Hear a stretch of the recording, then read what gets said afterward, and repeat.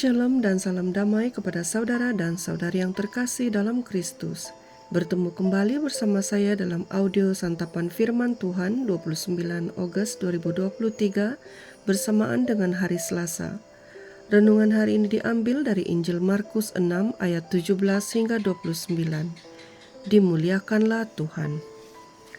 Sekali peristiwa, Herodes menyuruh orang menangkap Yohanes dan membelenggunya di dalam penjara berhubung dengan peristiwa Herodias, yakni karena Herodes telah memperistri Herodias, istri Filipus saudaranya.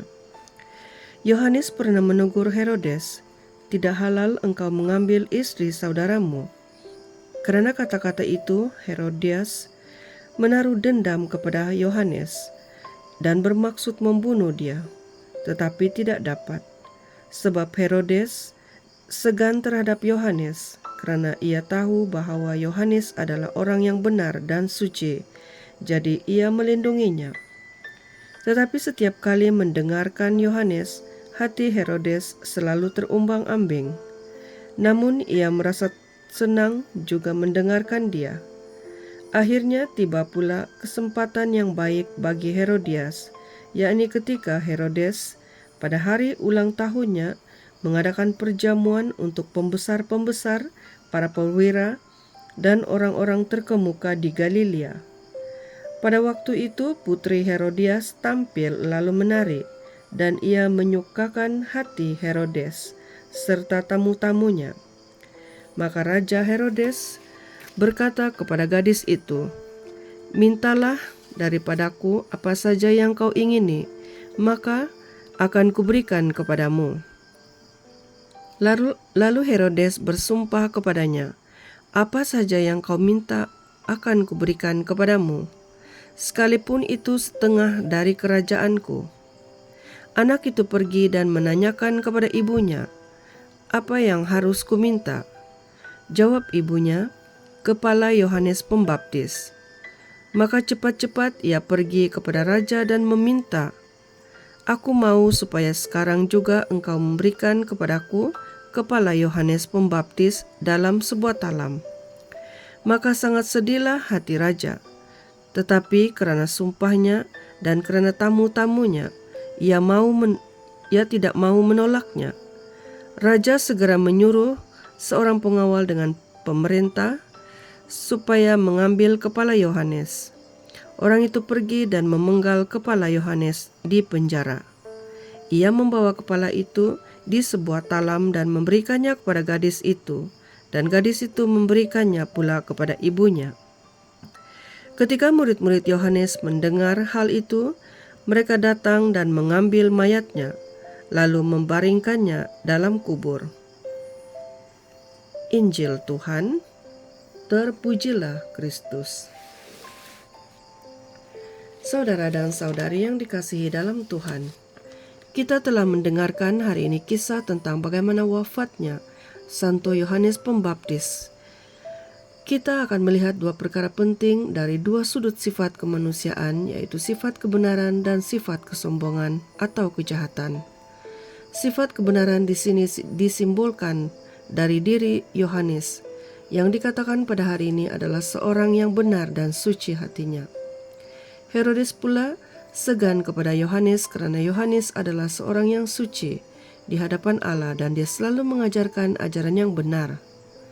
Apa yang membuatkan orang menjadi segan itu sebenarnya bukanlah dari kekayaan, bukan dari jabatan dan bukan kemewahan, tetapi kebenaran dan kesucian jiwa dan raga seseorang.